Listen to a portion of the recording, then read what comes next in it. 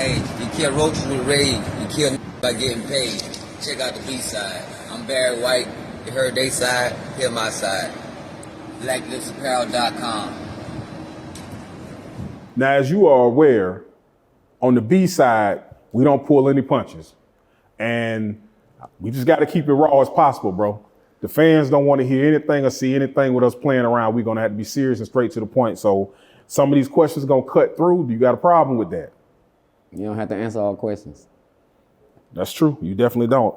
So we're going to start it off raw as possible. What was your first interaction with Charleston White like? Can you walk us through that moment and how it actually happened? Yeah. The first moment was I was like everybody else. I was intrigued by what he was doing with the kids. I was liking what he was saying about the gang members and community activist situation. And that was before the fame. And I caught him on his 4th comedy show. And when I caught him on his 4th comedy show, he was coming through Greenville and Greensboro. So I seen him coming through the Carolinas. I was doing a comedy show at Winners. It was an open mic. And I said, yo, what if I get Charleston White down here? He is the most hated, most controversial.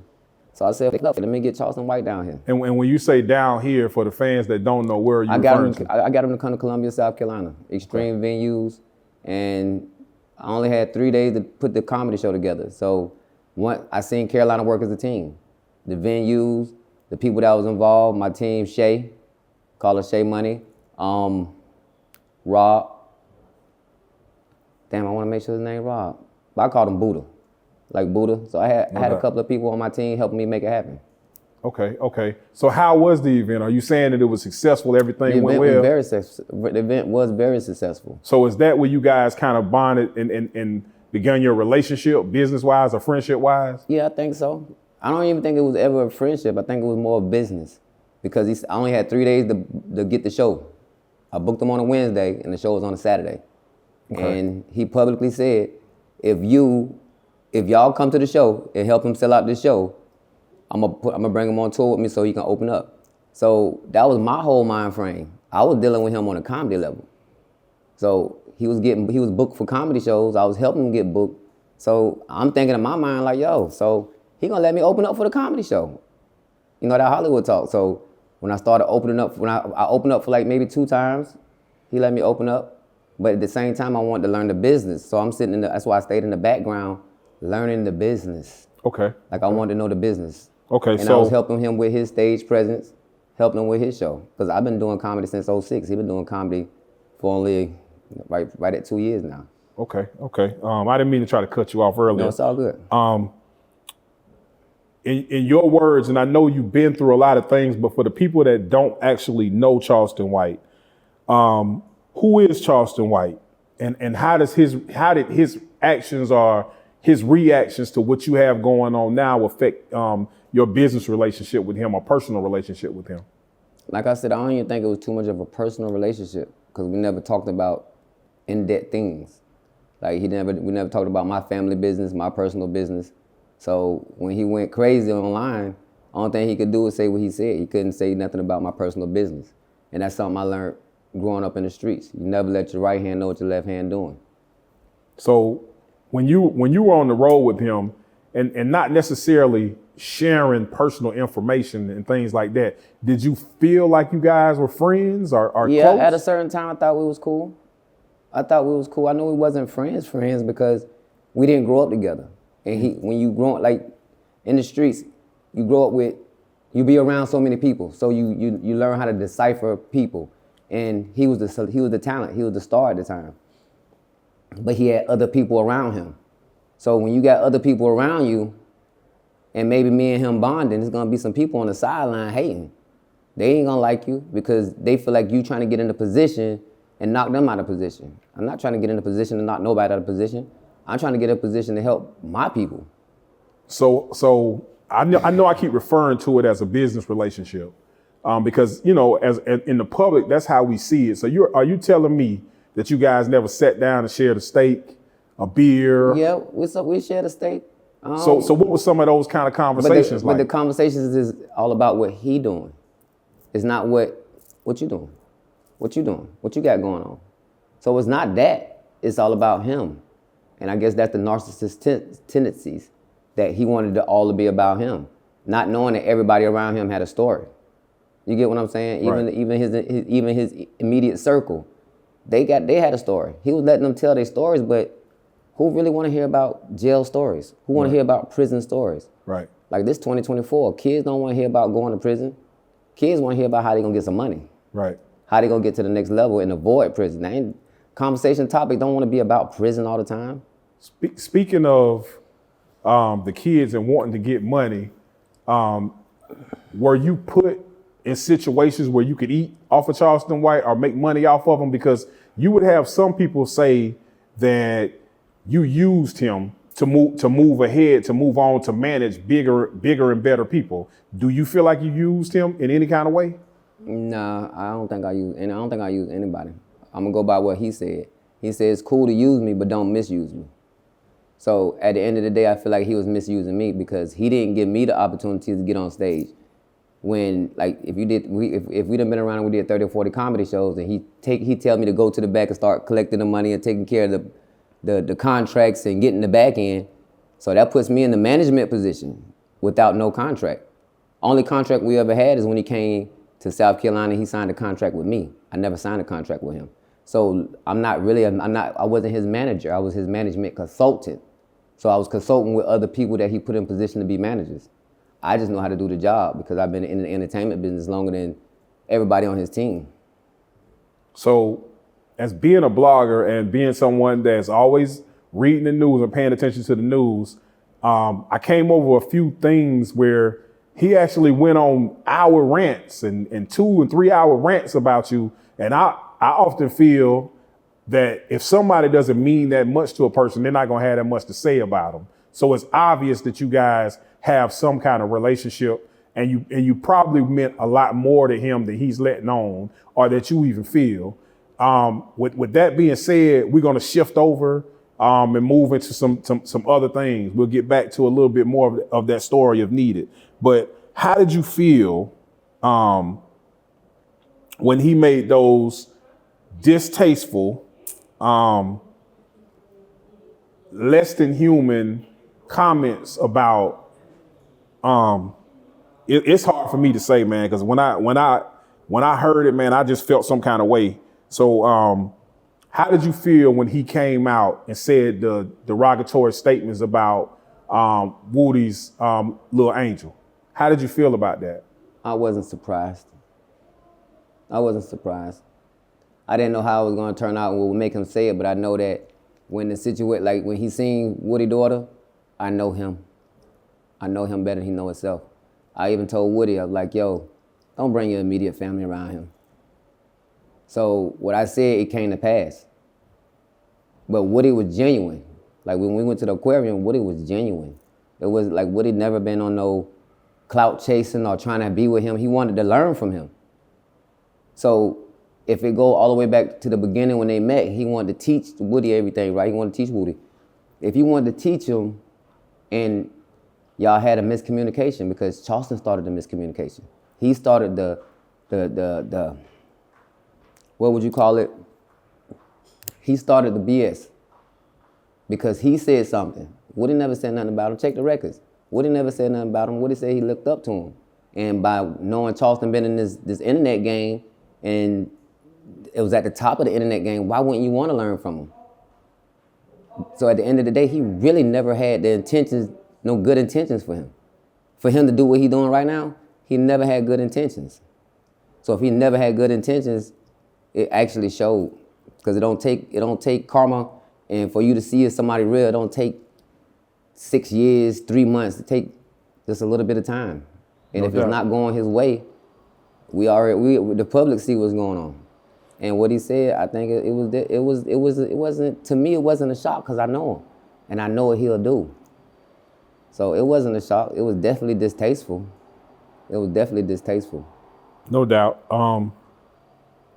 We appreciate you actually clearing up how you felt about it, because as a person in media, it's some lines you just don't cross. And that's one of the most despicable things that I've ever heard. And most people that I talk to, whether they fans of Woody or not, they feel the same way. And I'm glad you spoke on But it. you gotta understand. Look at his track record. I'll tell the story about the snake. If you seen the snake bite everybody else, what makes anybody else different? He talked about King Von. He talked about Nipsey. He talked about Gilly's son. And he think there's no repercussions? Like life give you repercussions on anything you do. And you can't say what you want to say about people and how you really feel, and then cover it up with saying that's a character when I see him face to face.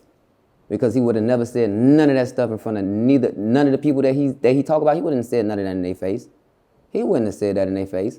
So with all of that being said, we heard that he was arrested. Whether it's clear or not, they said many things about it. But most rappers, when they get out of jail, they come out and do a first day out. Right. This was the first time we ever saw a personality get out and do a first day out. But his first day out was aimed towards Woody and you. How did you feel about that? I know you said that. I'm gonna tell you, I didn't see it. I hear it. People send me clips, but it don't shock me. What is he doing now? Like, what is he doing now? When you're an attention whore, you're gonna do anything for attention, and he's an attention whore. So if he got to talk about me, he got to talk about Woody, he got to talk about Woody's daughter. That's attention. He need attention, and as long as he been in it, now he's so contradictory. So everything he's saying is he killing his own buzz. So the people really see who he really is. At this point, and I want you to think about this question as I ask it, and if I got to repeat it, I will repeat it. At this point, do you feel like you could sit down with Charleston in the same room and do more content with him, or have a sit down about y'all relationship? We never did content together. Think about it. We never did content together. I never jumped in front of his camera. I never tried to clout chase. So doing content, like, we never did content. He didn't see me as a content creator. He didn't want to see me as equal with him. And sitting down in a room with him, why would you sit down in a room with somebody that disrespected you? I'm gonna give him a chance to disrespect me face to face or try that. It's gonna be a problem. So nah, I'm cut from a different cloth. I'm not going. I don't have that. How would you say? I don't have that. I have zero tolerance now. So are you unless it's about some real money, maybe. But for me to know he disrespectful and see how the levels of disrespect he take it to, nah, we could never sit in a room together. Definitely not on purpose. Respectful. If you were somewhere at a club, or y'all were booked somewhere to go do it somewhere, and he was on the other side of the room, he's probably good, right? Yeah. I get it. Depending on the situation, because he's been so disrespectful, so I try to have poise. No doubt. And I'm not gonna say he'll trigger it, but he'll antagonize it. He want to get hit in the mouth. Like, he wants somebody to hit him in the mouth. It might not be me, it might be somebody else, but he want to get hit in the mouth. When it comes to dealing with Charleston White, and I hate to say his name sometimes. Just call him Jamon. Jamon, what's that? That's his middle name, Jamon. Charleston, Jamon. Yeah, call him Jamon. Oh, okay, Jamon. or Pinky. Pinky. When it comes to dealing with Jamon, aka Pinky, through all the situations, positive or negative, we always find something to grab out of the situation. What did you learn from dealing with him? What are some things that you could carry along, or what are things that you can use to guide yourself from actually meeting him and interacting with him? Only thing I'm gonna do is what he didn't do. So all the flaws and all the things that he did, just do the opposite. You'll be successful. All you gotta do is watch his track record. Everything that he did, do the opposite of it, and you'll be successful. He burnt bridges. It's a lot of relationships that he can't remend, from Memphis comedy clubs to Oakland comedy clubs. Like, a lot of comedy clubs don't want to deal with him. A lot of people don't want to deal with him because he told a lot of lies on his way to the top, and he never came back and stood on them. Like, he never stood on the truth like he was doing the comedy shows. He was gonna take different. He's blowing up different comedians, like telling them, blowing smoke up their ass, saying, "Yo, I'm gonna take you with me. And he didn't do that. I'm thinking that he gonna do it because I was rocking with him and I met him from doing a comedy show. So he had to have a different respect for me because I paid him. He didn't pay me. Right. You get what I'm saying? Right. You made money off of him. Right. Yeah. Okay. Because I had to hustle it. It was a situation, I had to put him in the building. He was the product. I had to get the people in there that wanted to hear the product or wanted to use the product and hustle them. So I had to do the breakdown. He got the whole money. Like he was the brick, he got the brick. So I had to break the brick down to get my money back. That, if I ain't a hustler, what you call that? Right. He actually made money with you guys and made money off of Woody and made money with Woody. He didn't make money off of Woody. Because Woody is the star. He is the co-star. And once you become from being a star to the co-star, it's hard. It's hard to pass that baton. Sometimes we bring people to the table and they outshine us. Do you think a lot of his jealousy? He didn't bring Woody to no table. That's what nobody don't understand. He didn't bring Woody to no table. They was doing 20 verses. So they booked Woody over here and they booked Charleston over here. And when they put them together, they made magic. Both of them, they got the great energy. But Charleston clout chased so hard that he broke up that relationship. It wasn't nobody around Woody in his ear. If the state of Georgia can't tell Woody nothing, what make him think that me and Jill or any of his managers could tell him anything? Woody is his own man. He's a grown, how old he said he was? He grown. Right. So how can somebody tell him something? Right. He know his direction. He know the industry. He was around Thug. We wasn't around Thug. So when he was around Thug, he around Thug watching and manifesting and paying attention to what's going on behind the scenes. I don't know the other one. I was on the stand, I don't know about that. But I know what I seen and what I observed. He observed what was going on with Thug. So that's why he's so successful, because he already seen it. Gotcha, without a doubt. Again, it's another character that I want to bring up in this saga. Do you have any issues with Dewberry? Who is Dewberry, and do you have any issues? It seems that he has a problem with you as well. Charleston and his seem to be cronies have an issue with you. So what's the situation with you and Dewberry? The truth. How can I say I got $5 million, or I made $5 million, right? This year, or I touched $5 million in 2 or 3 years, and the people around me not eating? So you mean to tell me a nigga that wear a windbreaker in the winter, I supposed to be mad at him? A nigga that spent 18 years in prison, he supposed to ride with his partner. He supposed to. They supposed to sit there and pull out the flaws. But why is flaws all of a sudden? If everybody's so stand up and they stand on their business, why they gonna have a nigga around them like me for 18 months? Why they gonna tell me where they at? Why am I handling the money? If Dewberry was a little more smart, why Charleston ain't put him and let him be the road manager, let him be the whatever? Why he ain't let him book the flights? Why ain't he let him do the contracts? Why ain't he let him count the money? If you look at the lies, you ever seen him count money around Dewberry? He throw money around Dewberry, but he never counted money around Dewberry. So at the end of the day, it's a sense of jealousy because me and Charleston was cool and he was over here. He wasn't cool.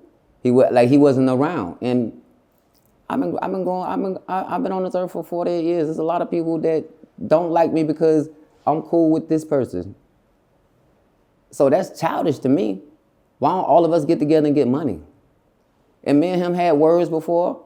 And after we had words, we had a one-on-one in the green room in Huntsville. And I told him, like, what's the problem? Because just because me and you got a problem not speaking, the public see that.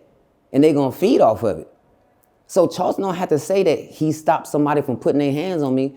He did 18 years in prison, right? He was a big nigga before he started taking Opozemic. So how can such a killer and this, that, and other thing, from what he say, or what he was charged with, how can you stop him from putting his hands on me? I'm a little. But just know if he put his hands on me, and this common sense, for one, we all 47. They talking like they young. And you ever know people that pop that like They in their 20s. We in our 40s. We down there 50. Uncle. We could mentally say that because that's how we feel and how we used to move. But you ain't gonna put your hands on nobody and not think about no repercussions.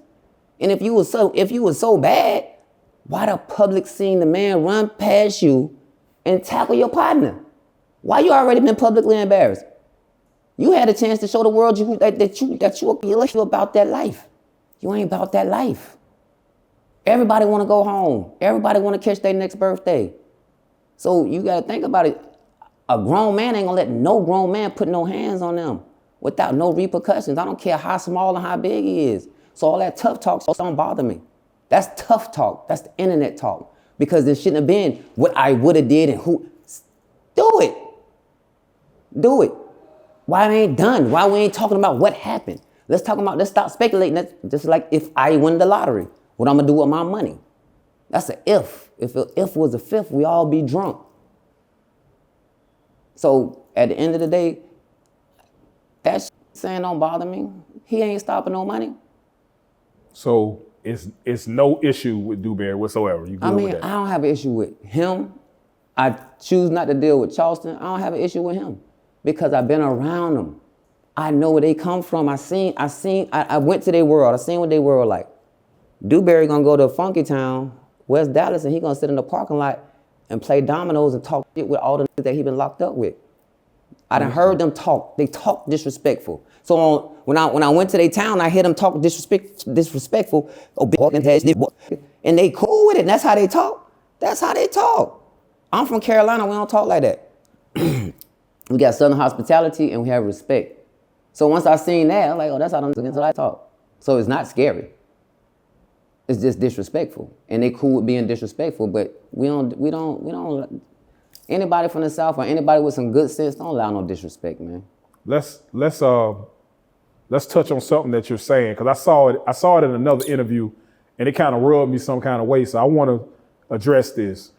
You don't have a problem with Texas or Dallas. Nah. It's just these particular people. Nah, I don't, that's what people don't understand. You don't have a problem with nobody but that person out that city. I met a lot of good people through them. I have a problem with them. And they feel like they can go and say anything to anybody without no repercussions. He can't walk around his city. I can walk around my city. I can walk around his city. I can walk around any city.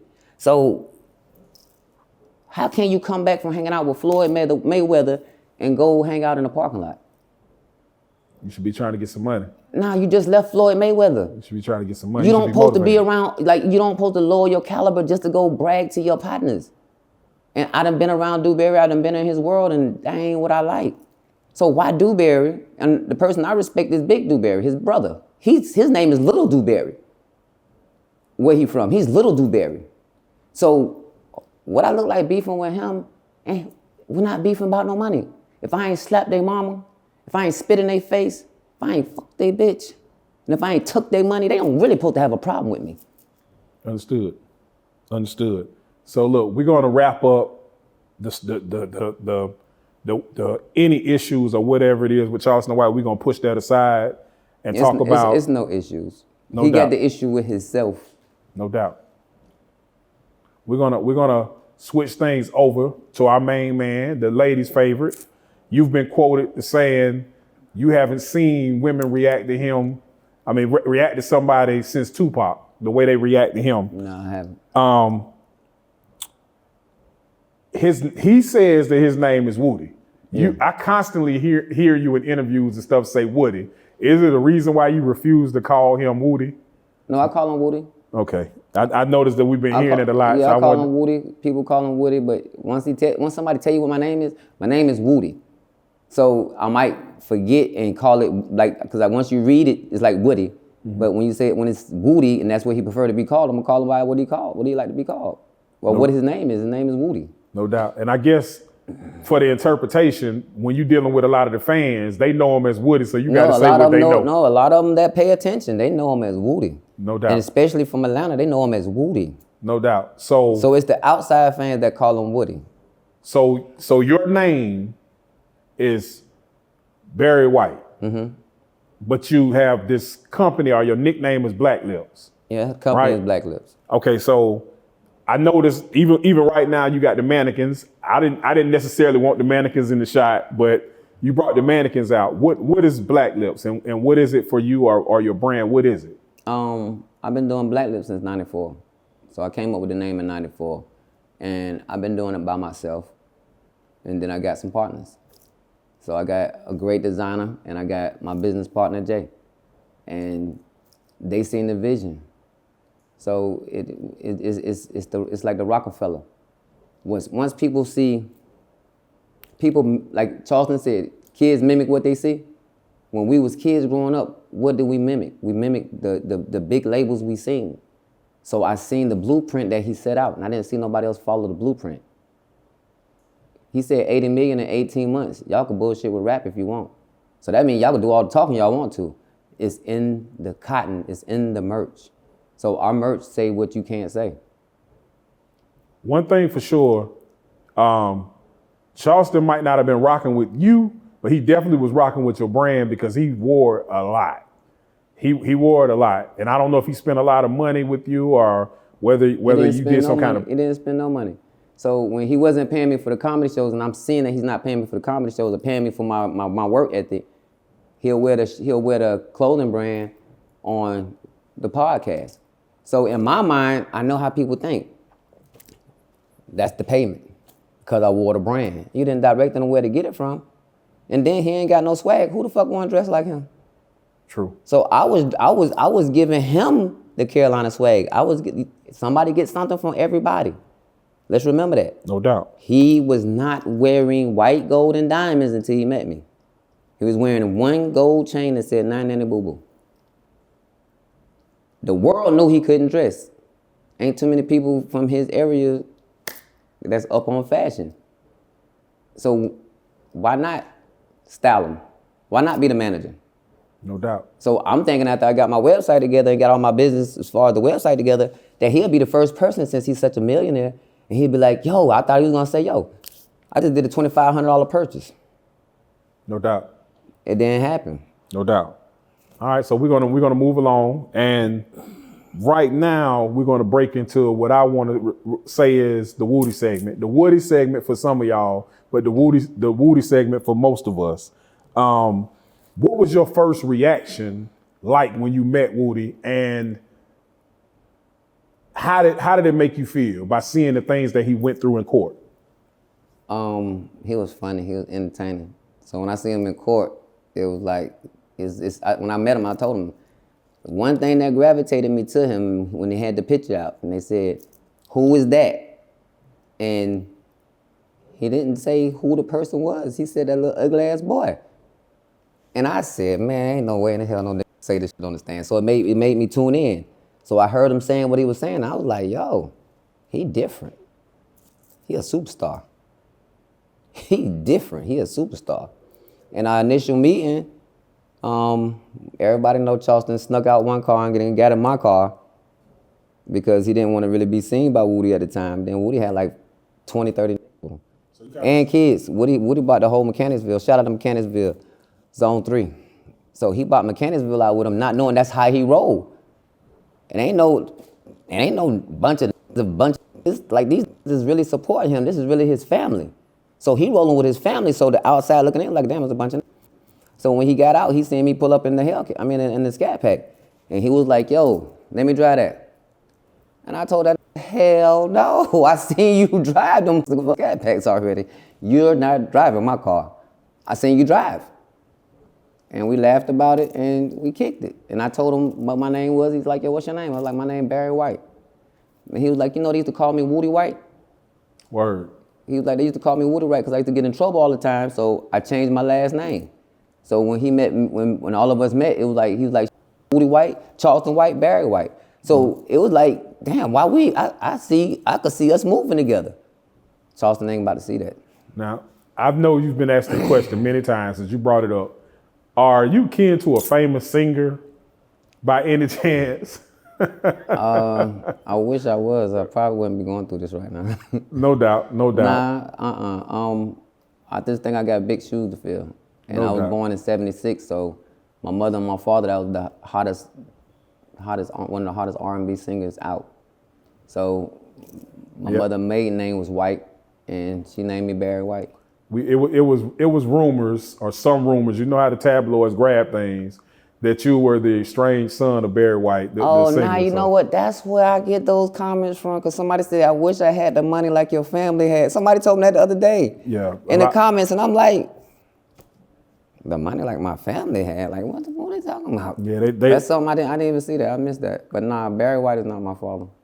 Okay. But if you sit down and look at his interviews, I did study him. After I found out my name was Barry White, I studied him, not just the music. I studied his interviews, and he was very intelligent, and he was a businessman at the end of the day. All right. Man, listen, you had some fans outside. I didn't think they was gonna let us get back to the interview.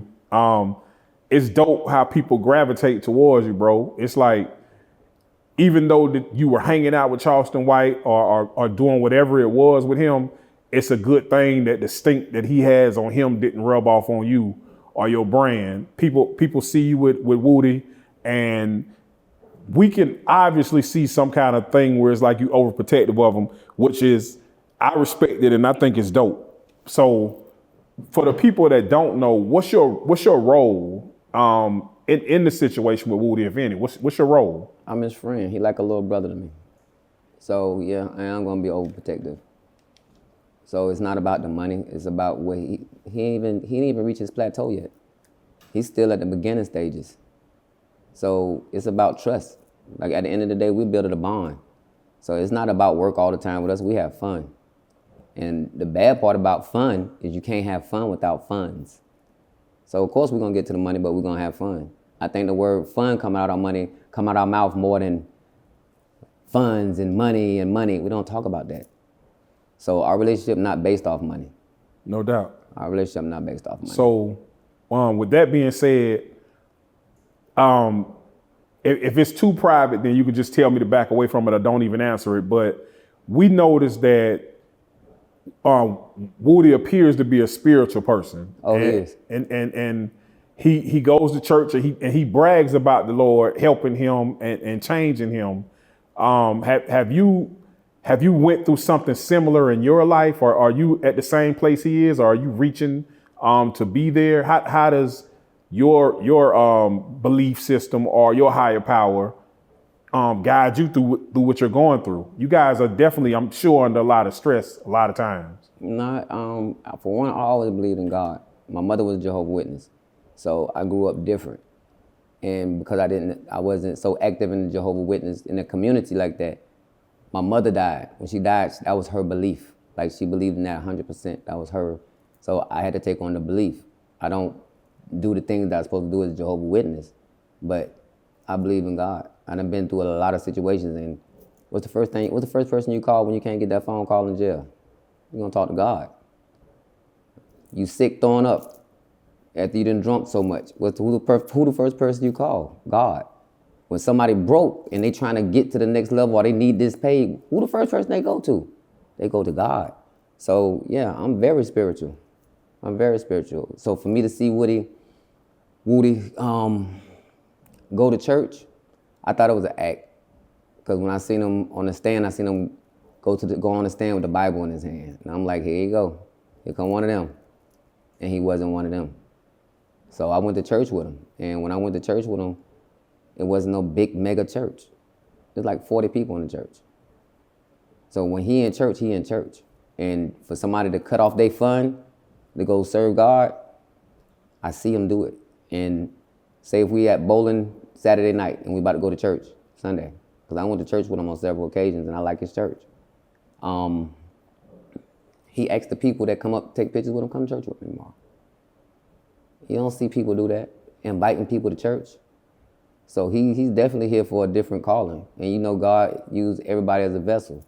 And it's whether you call them Allah, Jehovah, Jesus, God, whatever their name is, God gonna use that person to bring them too close to him. So you gotta believe in that, because everybody ain't get here by chance.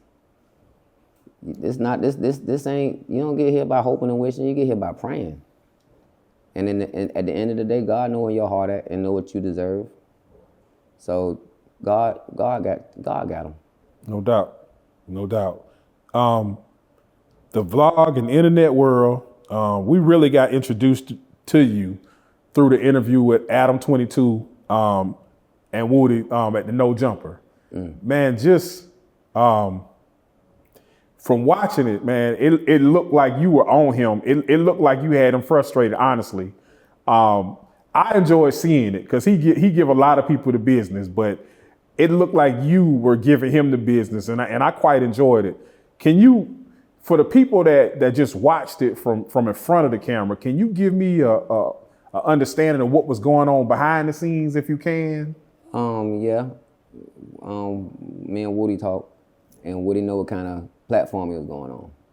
So he know they was gonna ask crazy questions. So I couldn't see him, so I was behind him. So I would text him, just let him know to avoid that question. So Adam kept going deeper, but Adam was texting the other guy. That's what the people didn't see. Adam texting the other guy for him to ask different questions. So I'm peeping the play like, okay, cool. But we only paid for an hour. So when we first got there, Adam was trying to pay Woody the next day. He was like, I usually pay my artists, I usually pay for the interviews the next day after we film. No, we're not doing that. We're getting paid today. He said the banks are closed this Sunday. You rich. I'm sure you can put your hands on what the agreed payment was. So before Woody got them cameras on him, he had to pay that payment. So when he went to go pay that payment, I didn't know that they negotiated to come to the Mechanicsville. So I was going by what the script was, what I knew. So when I stopped him and said, yo, the time, but the interviews be so good, you lose track of time. I get it. But when I was saying about the Mechanicsville, I felt like that was nothing that needed to be done without an extra payment. No doubt. That's a lot of content. Yeah, but Woody is strategic. Woody is content. Once you become content, you content. And it was something he wanted to do because he was building a relationship also. So when I checked him, I didn't know the cameras was gonna be on. I wasn't checking them, like I was checking them, but I didn't like the line of questioning because I heard the bullshit. I know what they was trying to get. I know what they was trying to drive at. And they got what they wanted, but like everybody else on his platform, go to jail the next day or the week after. Would he answer the questions very articulately? No doubt. So, I'm going to ask you one more question about Woody, and then we're going to move on. Well, it won't be the last question, but it won't be as direct. What would you say? Because clearly you thought that you and Charleston were more than what you were. Mm-hmm. What would you describe your relationship right now to Woody? What would you, I mean, not to him, but with him, how would you describe your relationship, or what do you feel your relationship is with him now, currently? Are you basically saying between Charleston and Woody? No, with Woody strictly. Forget about. Yeah, Woody is genuine. It's pure. I knew it was pure when I talked to him. Like when I talked to him, I'm like, yo, I'm about to get on the road and go back home. He'll say, yo, get there safe, drive safe. Call me when you get there. Okay. And only partners say that. Only real partners say that. Other people be like, all right, and you'll take it upon yourself and call them when you get home. And they be like, oh, okay. Because and the actual factual, they don't care if you get home or not. They don't care. When people care, you can tell by their words. And they say the tongue is the most powerful tool. You could tell by people gonna show their actions after they say their words. Their words come after their actions. Their words never come before their actions. So Woody actions show everything. No doubt. So to switch it up a little bit, this is just for people to get a better understanding of who you are. You guys go through a lot. Y'all bump into fans. I'm sure y'all bump into haters. When you feel disrespected, how do you refrain from crashing out? And how do you clear your mind, or what's going through your mind during those times when people try to provoke you? It's the internet. Nobody can't provoke me over the internet, and I know they ain't gonna do nothing. I came from the real world. The internet is wherever people could be anybody on the internet. But when I do hear and I do get frustrated on any level, I'm listening to Jay-Z. Jay-Z got 14 albums out. So between 14 albums is something gonna calm my spirit. I guess it's like the gospel for me. Some people listen to gospel to calm their spirit. I listen to Jay-Z. Because if you listen to his music or whoever artist you like, he done been through the hate. If you pay attention to what he's saying, he's gonna tell you how to get through it. First they hate you, then they love you, first they love you, then they hate you, then they love you again. So you gotta expect that. And then I know what I was signing up for when I got into the limelight. It was gonna be the BS. So why not go ahead and get it from the top? Why not have the biggest yapper talk about you like a dog? So how can everybody, what can anybody else say? Especially when he don't know. When he's speculating and reaching, how can somebody else hurt my feelings? It can't. And then that's something else that we shouldn't deal with. You shouldn't be dealing with feelings when you're doing business. And he's supposed to be doing business. And by his interviews, his actions, his antics, his jumping around, his hopping and acting like a little child, like Woody said, a little man. Look at his actions. He act like a child. A grown man at 47 years old don't do no interview and show no money. A grown man don't hop around and be as disrespectful as he is. So he really not a grown man. He's a grown man in his body, but he's a little boy. He is the little man. So I don't. And then I talk to my partners. I got a close inner circle. We gonna laugh and joke about it, and we might shoot back with a couple of memes and a couple of things. But nah, I don't let that get to me. Okay. Long as my world good, like my inner circle good, I'm cool. No doubt. Being that you are a manager and somebody that's been on the road with two of the internet's biggest sensations, what's the craziest thing you've seen both sides with both one at a time?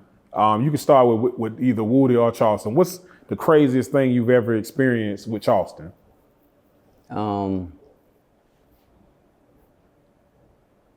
How people are really hateful, how people really don't like them, but they so in groupie mode that they'll take a picture with them. And that's like the good, like the evil and the good. I don't see that with Woody. I see people genuinely gravitate to him and love him.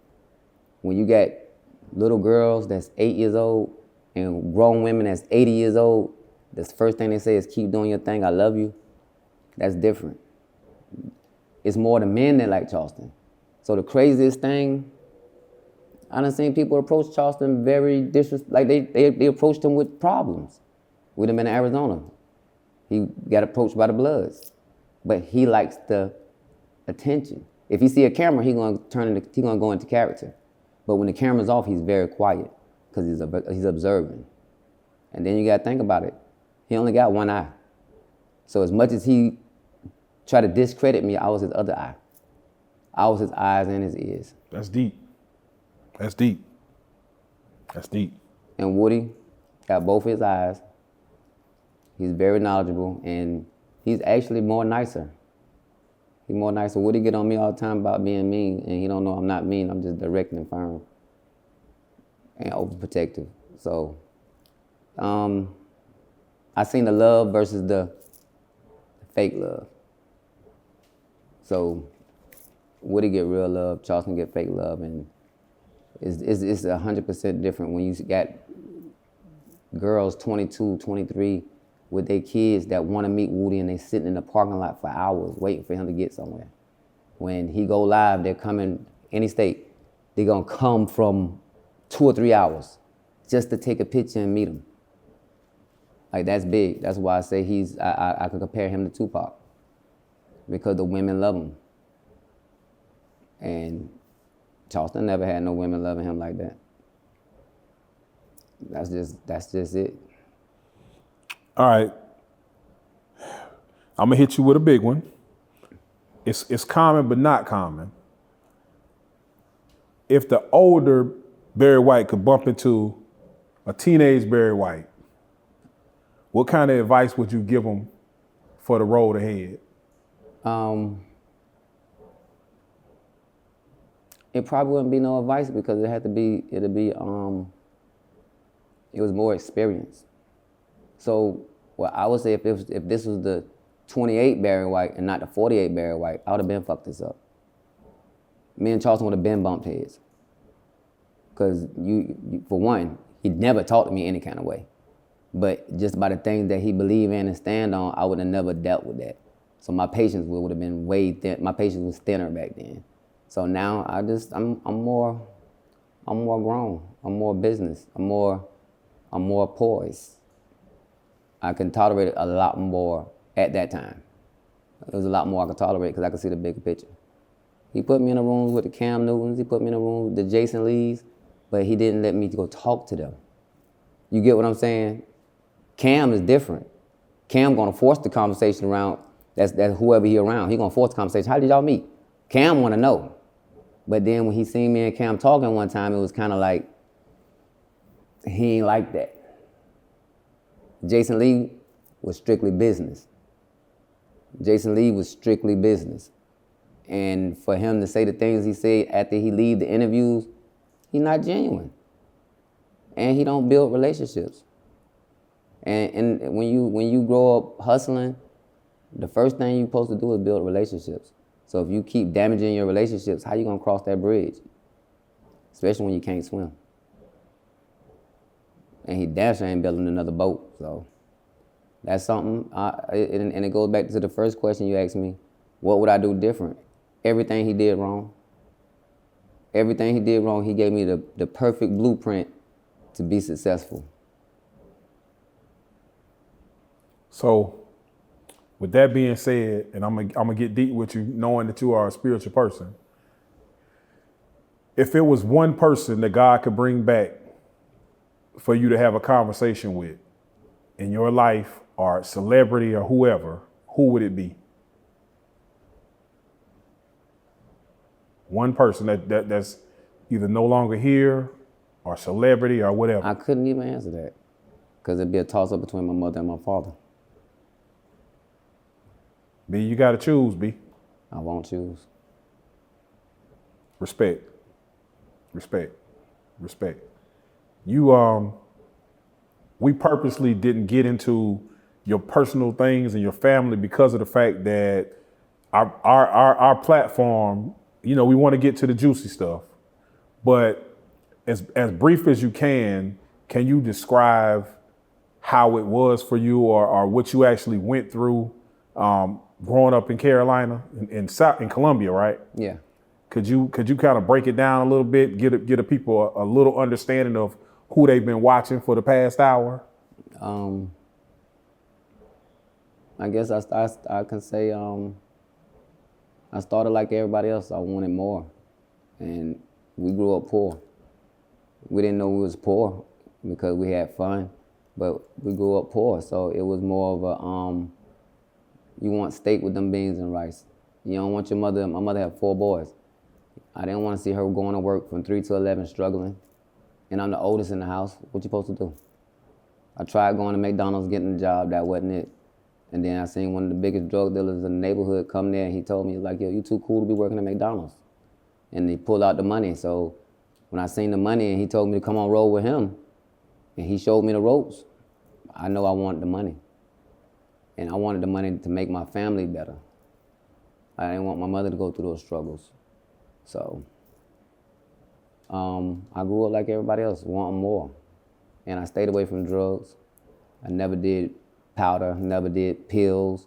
I went through my drinking stage because that's after my mother passed, which is no excuse.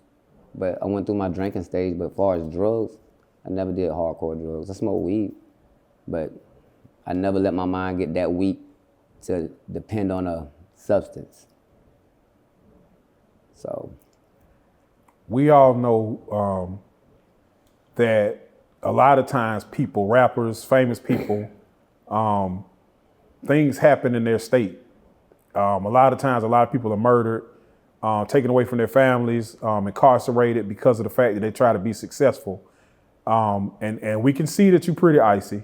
I know you don't seem to be a flashy guy, but how do you carry yourself, or how do you try to move to prevent yourself from being one of these guys or another guy added to the list Columbia, South Carolina is not known, to have a lot of people. You guys don't have a lot of sports teams or anything like that. So it's like, how do you maintain and keep safe from being from an area where it's not a lot of funds? I mean, for one, you know what area, if I'm from Columbia, I know what area to go in.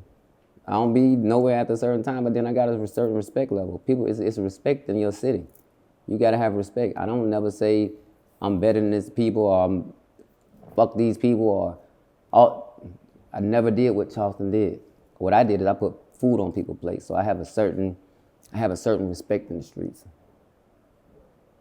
So before somebody takes something from me, they can ask me for it. Or I can point them in the direction of how to get it.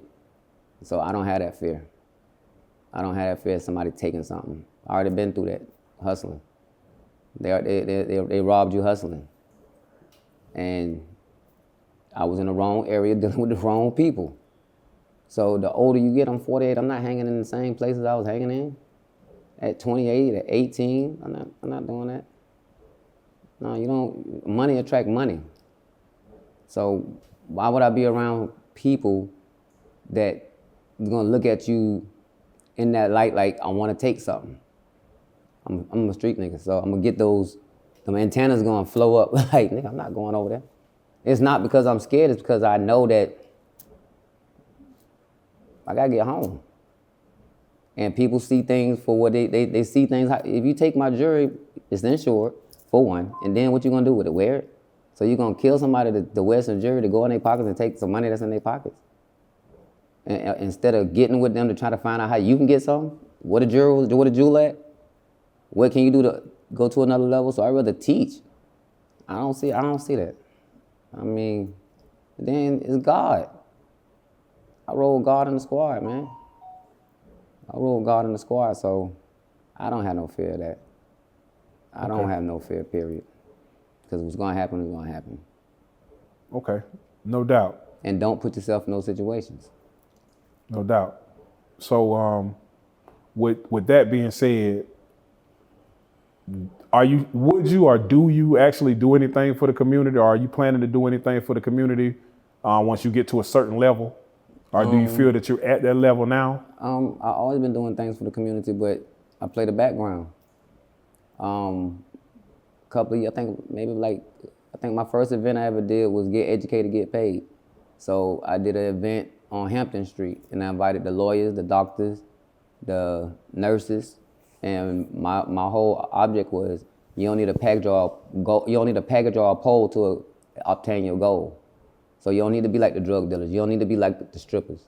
You don't need to be like the rappers, because it's truck drivers, it's doctors, it's different fields, painters. Like, it's a lot of people, especially in the 2024 era, the internet can get somebody rich. So I would want to, if the entertainment thing don't work or didn't work, it's 10,000 other things to do. Because when people call me and say that they need a manager, I'm asking what they do for real in real life. And if he say he got a lawn care service, focus on that. Focus on what's getting you the money. Because the entertainment business, you're going to either spend money and not make it back. So it gotta be something you want to do. It got to be something you want to do. It got to be in your heart. You got to believe that shit. You got to believe that. You got to believe that. Off camera. So yeah, I do. To answer your question, my bad. Yeah. The mentoring group with the big homies, little homies. Like, if I bring a celebrity through, I try to have a celebrity go through and talk to the kids. No doubt.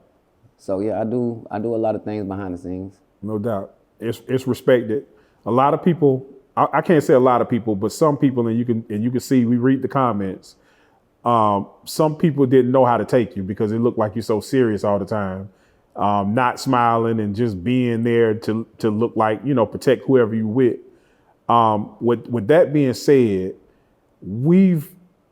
like I said, when we were off air, we got to talking about the fact that you booked Woody for a 20 versus 1 in Columbia. Mm-hmm. Now that's your partner, but you still booked them. Like, that's crazy. Business. That's crazy to me. It's business.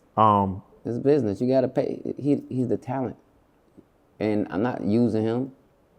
Once again, we're not using that's misusing him. If I try to use my relationship with him to come do something for free, right?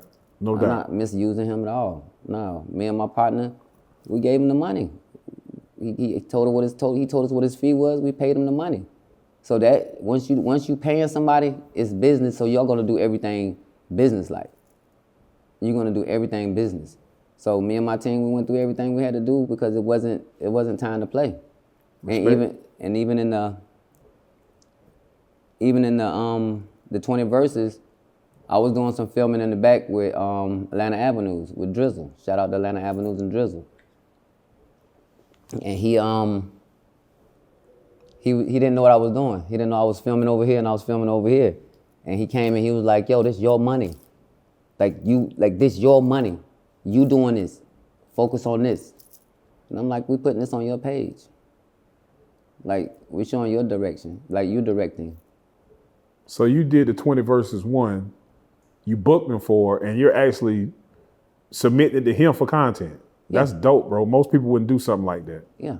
That's respectable. Because I want him to see how good he is. And instead of getting on everybody else's platform, you can put the content on his page. Let him blow up. Show him. It's showing. You can't sit there and use people.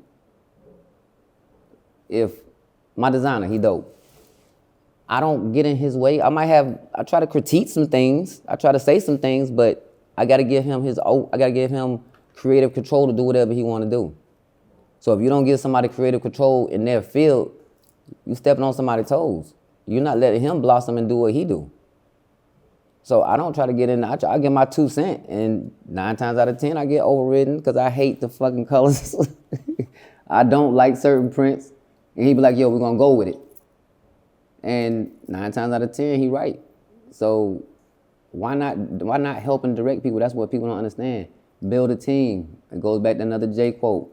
If we fall, we could be each other's crutches. So why wouldn't I get with this body of work? Because we can eat on the back end and show the world what he do. For all the people that may categorize the guys that you've been working with as troublemakers, or as just some people may see them as bad guys. And even the industry within itself, stuff that's going on with Puffy, stuff that's going on with a lot of people. How do you maintain your sanity? How do you maintain your focus with all of these negative things going on? How do you remain being who you are? Mind my business. It's not my business. You talking about Puff? That's New York business. You talking about Charleston and how much people, that's Dallas business. Talking about Woody, that's Atlanta business. So what I look like getting into everybody else's business when I got business of my own in Carolina. And that's what Carolina problem is. We always want to sit here and go off the tabloids or what's oh yeah, Carolina business. Going off of, feeding off of everybody else, getting into everybody else's business. I mean, I'm a comedian, so I'm sure at a certain time, I'm gonna find it as material. But right now, I'm not doing comedy, so it's not material to me. That's people's personal lives. So you talking about Diddy, he really in trouble. He really going to jail. And if you've never been in jail, you can't sit there and play with that. Woody got a situation. You don't talk about that and play with that. That's not content. That's that man real life. That's that man real life. So I don't see that as a game. I don't see that as, no, that's their business. I mind my business.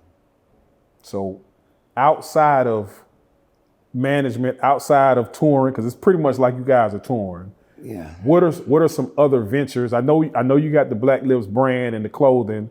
I know you did the 20 versus 1.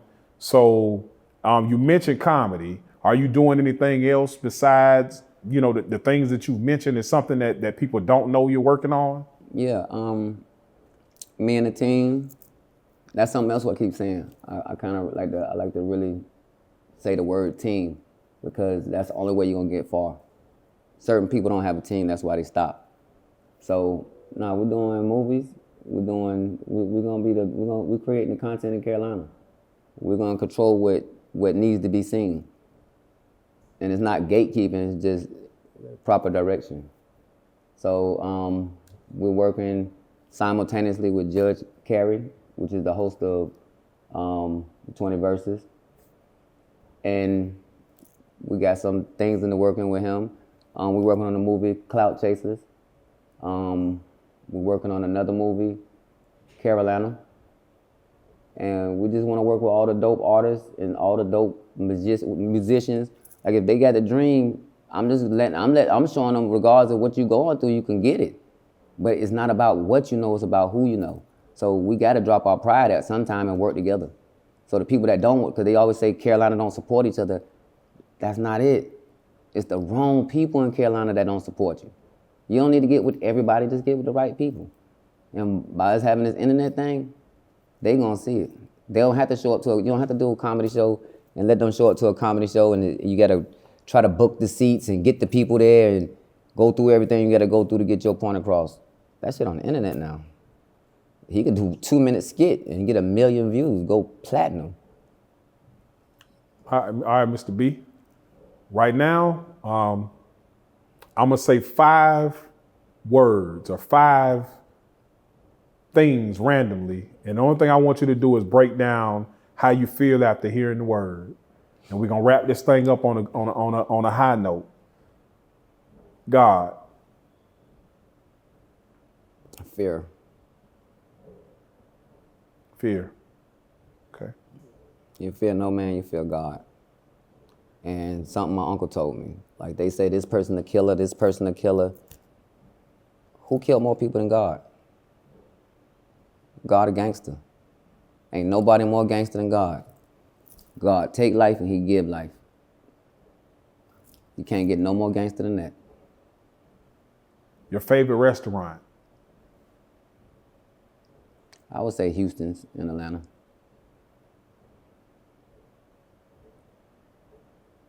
Okay, Houston's. Pretty dope place. Respect. I ain't about to die behind it. I'm not about to die behind no respect. Respect is, you gotta give respect to get respect. So you can't expect for the world to respect you. And I used to hear that in songs. What you gonna do about your respect? I'm gonna die for mine. No, I ain't. Like, I don't care if you don't respect me. You don't know me. So to know me, that's when you're gonna gain the respect. So if somebody know you and they doing business with you and they end up disrespecting you, that mean they never had respect for you. So why would you go back and deal with that same person that don't have respect for you?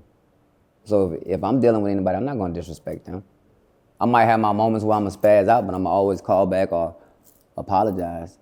And I try not to apologize too many times, because people, once you start letting people apologize to you and you start accepting the apologies, that's what they're gonna continue to do. They're gonna keep fucking up and keep saying whatever they wanna say to you so they can keep apologizing. So, I try not to deal with apologies, and I try to keep the respect level.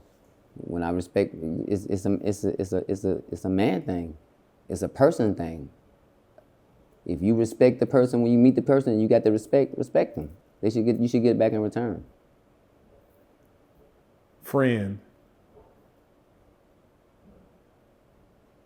That's a big word. That's a deep word. You don't have many friends. And the only way you can find out who your friends are is test them. So, you gotta test them. And people use the word friend with associates. And they try to make associates their friends. So, you gotta know the difference between friends and associates. So friends have very few. Your mother used to tell you that when you was outside, everybody not your friend. And you thought she was hating. You thought, especially when your parents say it, that's not your friend, because they could see it. They already been down that road, but you'll go back and forth with them and try to defy them to show them that that's my friend. And what happened at the end? It's not your friend. It was an associate. So people who use the word friend too loose for me. There's a lot of associates out there that play friend. What does being black mean to you?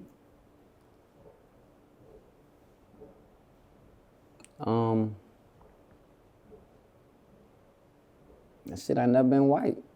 So I guess black would be the best thing in the world. Being black, I mean, I don't know how, I guess that question, I should answer it which way, however, what would you say? Politically correct. Politically correct, but that never been an option. That's always a stigma, and people use it as how would you say it? Like it's like a barrier. Like I can't get this because I'm black. I can't do this because I'm black. Or black people do this, or black people act like this. No, I think black is the best race in the world. Only thing we don't do is get together. We always find a way to fight, updo, upshow, and downplay the next black man. So when I do speak upon homeboy, he got some good attributes, so I'm not gonna try to, I know it's personal business. And my first mind was like, yeah, get up there and air his personal business out, but I'm not him. I'm not gonna do what he did. I told you I'm gonna do everything he did different. So for me to know all the personal things, that's not respectful. That's not gangster. And that's not God-like. So if I know something about him and we went through it, and I know it's big for the internet, I wouldn't air that out. I'm not him. So I wouldn't ever do that. Mr. White, I want to say thank you for coming out. Thank you for sharing some of your story. Thank you for sharing some in-depth secrets and some juicy things about things that you've experienced over the last few years and months. And I want to say it's been a pleasure interviewing you or having a conversation with you, man. And we wish you we wish you nothing but the best and nothing but success. Thank you, man, for being here and being a stand-up guy. Thank you for holding Woody down and making sure he's straight. Shout out to your team. Shout out to everybody that made this happen. Anything you want to say in closing? Check out the Blacklist brand, blacklipsapparel.com. I want to thank everybody on my team. And you say I'm keeping Woody together, Woody keeping me together. Word. So it's mutual. Word. And shit, Carolina got now. We don't care who got next. Word. This has been the B-side. Appreciate you, man. You can just take the mic off and sit it right there, whatever. Thank you, man. Appreciate you.